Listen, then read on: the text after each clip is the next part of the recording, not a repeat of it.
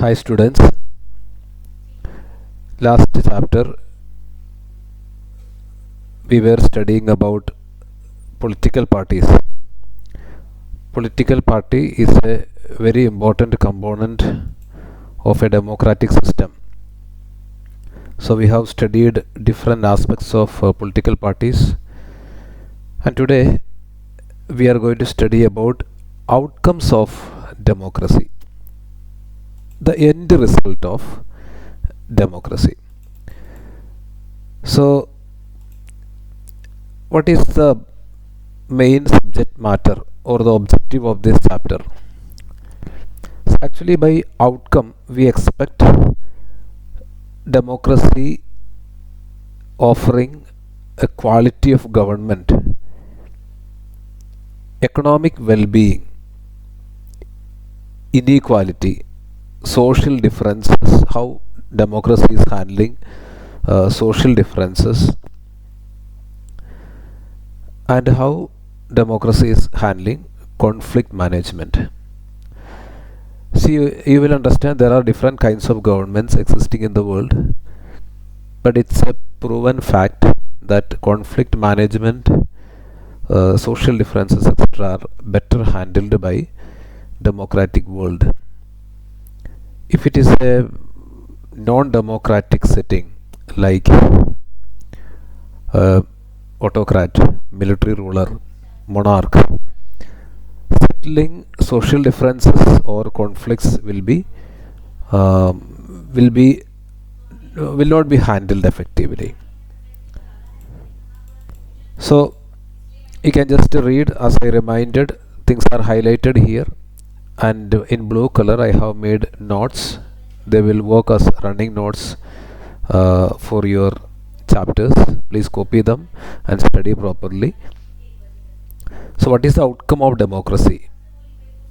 So we are expecting quality of government, economic well-being, how it handles inequality, social differences, and conflicts. We are moving to the first subunit, first title under this chapter. How do we assess democracy's outcomes?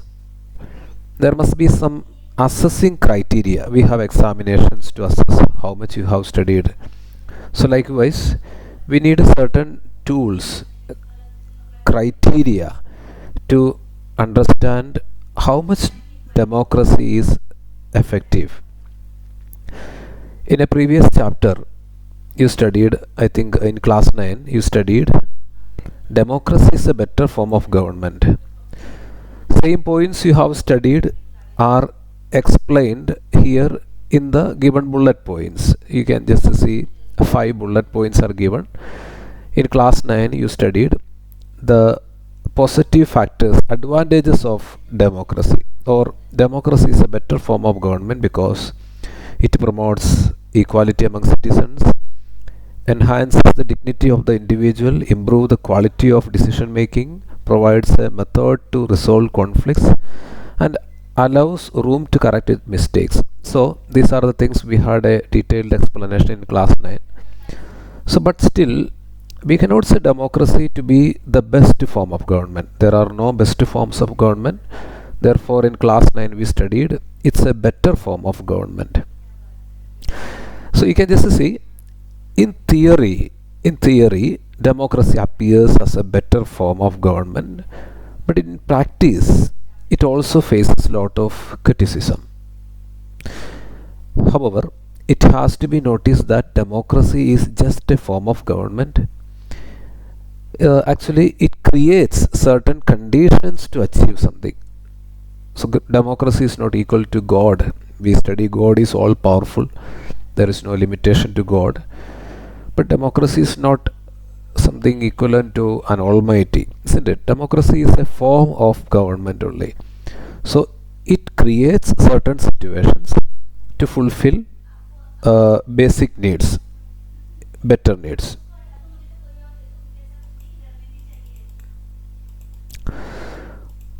Okay, fine. Now, now actually let's move to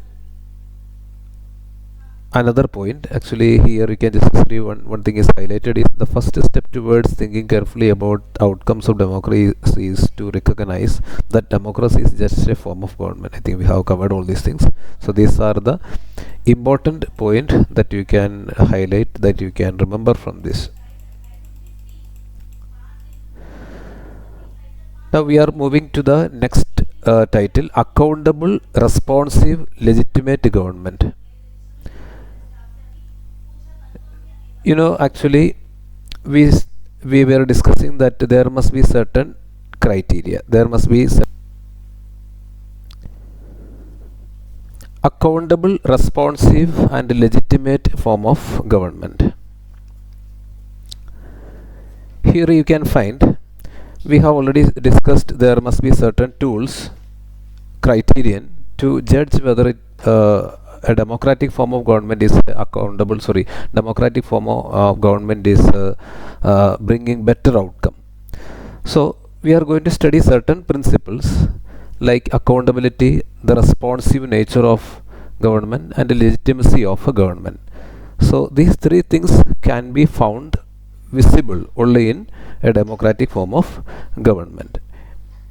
See, there are many things highlighted here, you can just go through them. A democratic form of government is a better government because of the following reasons. First, it is an accountable form of government. What is accountability? Accountability means answerability. You are answerable. So that is the meaning of accountability.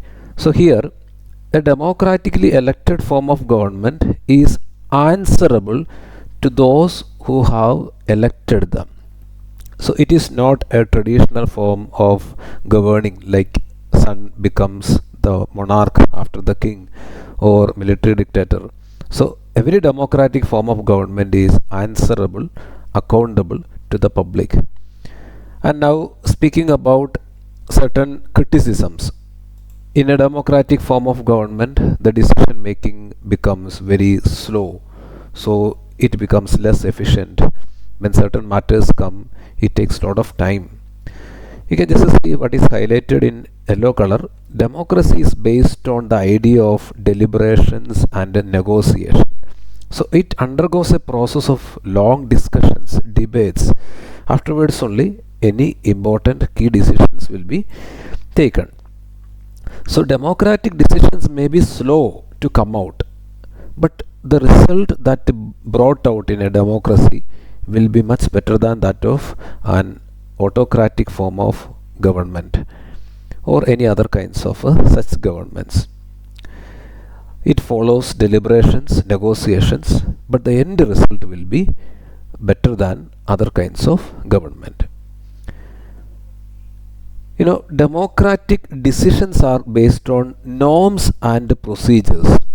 Therefore, it creates transparency. Another point to support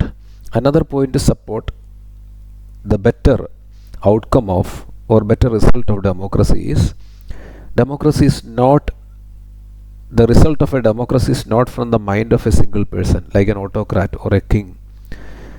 Since it is consulted, deliberated, also they are all based on norms and procedures.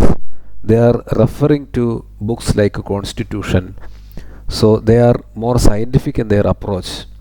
The decisions that come out are usually more refined in democratic form of government. So we have seen first point, the accountability. Second point, the democratic decisions are based on norms and procedures. And another one point, democratic form of government is legal.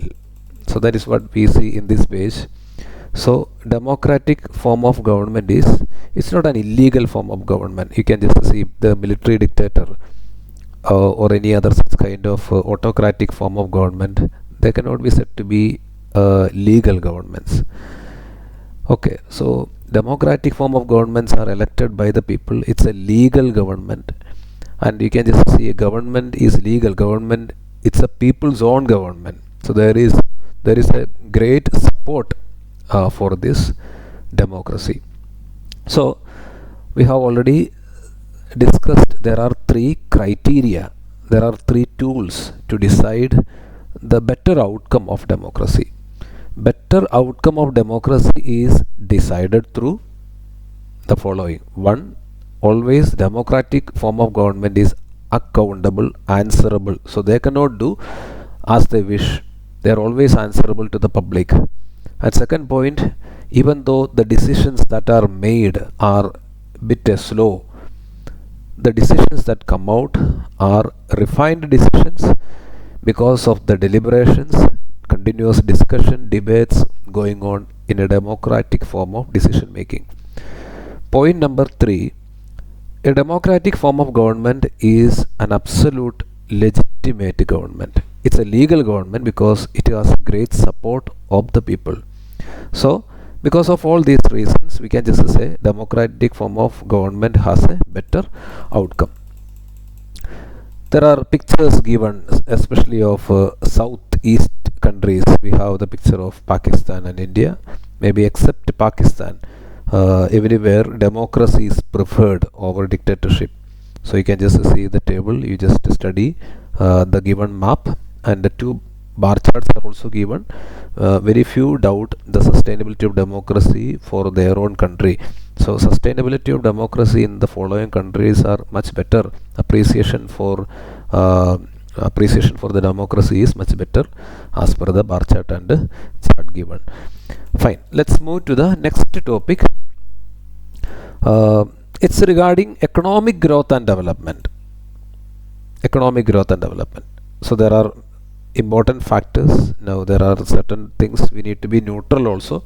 For example, in economic factors, it's a fact that it is written that there is a slight development than that of slight more development than that of democratic countries in case of economic growth and development. It's a fact, but they are negligible. The development, you can just see autocratic countries or monarch countries like Kuwait, etc. Their economic development is little slighter than that of a democratic form of government. There is slight economic growth in dictatorship countries as against democracies. However, comparing with other aspects like freedom, better living conditions, democracy is a better form of government to choose. So it's a fact, it's a downside, it's not a great downside, but there is little upper hand for non-democratic countries to be more economically more powerful. You can just see economic outcomes of democracy. One case study is given here, so you can just go through it. So this table actually, this case study shows case study, and the table is given that rates of economic growth for different countries 1950 2000. There is an analysis given. So type of regimes and countries. So all democratic regimes 3.95 growth rate is there, economic growth rate. All dictatorial regimes 4.42. So you can just see, let it be poor countries or let it be rich countries, there is a slight upper hand for the economical development for dictatorial countries. But again, right side also you can just see inequality of income in selected countries. There is also inequality actually in both in democratic countries. Mostly what are given here is democratic.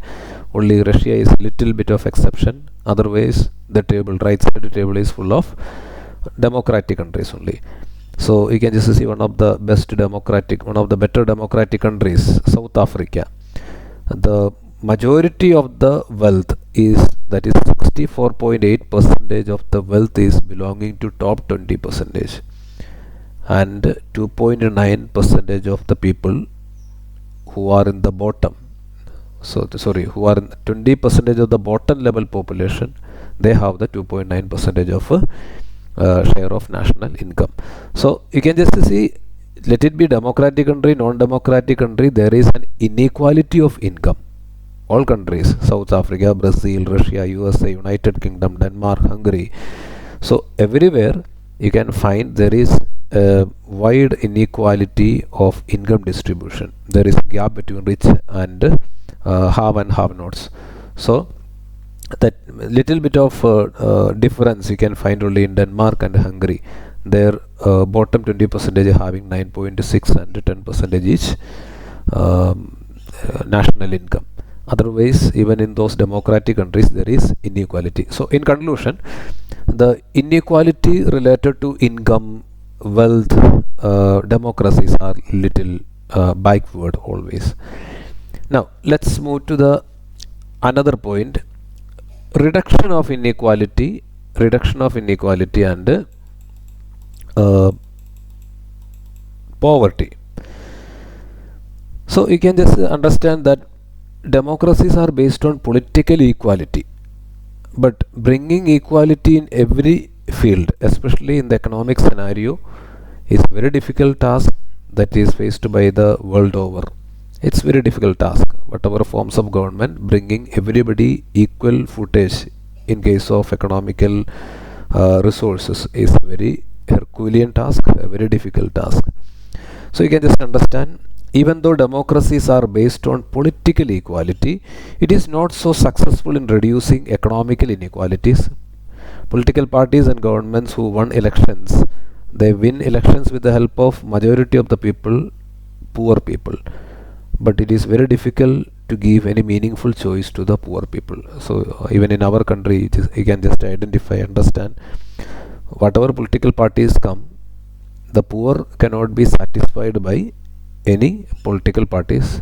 It is not the problem of political parties, because it's humanly an impossible task to satisfy 100% total poor people. So it's a problem beyond the limit of governments. Fine. Let's move to the next topic: accommodation of social diversity. Accommodation of social diversity.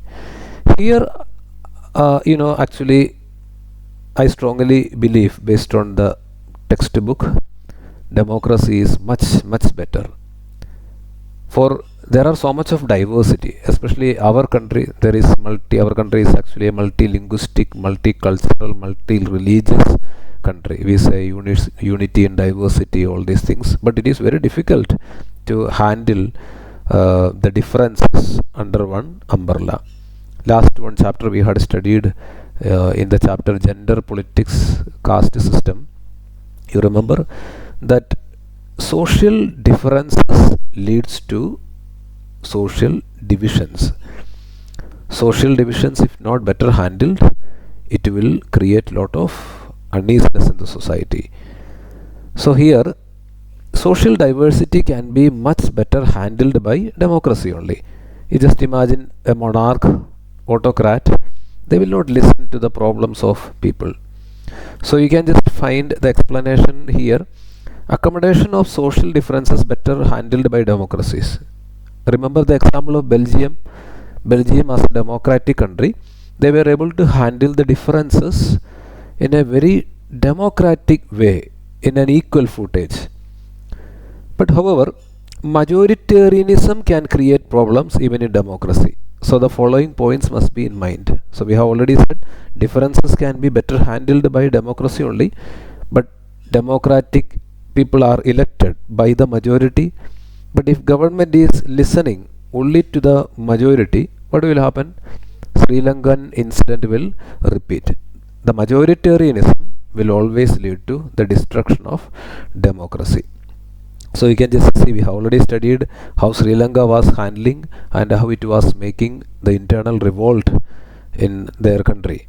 So there are 2 points to remember to avoid the influence of majoritarianism. Then only a democracy can effectively handle any kinds of divisions. Point number 1: democracy is not a rule of majority opinion. You need to remember remember opinion.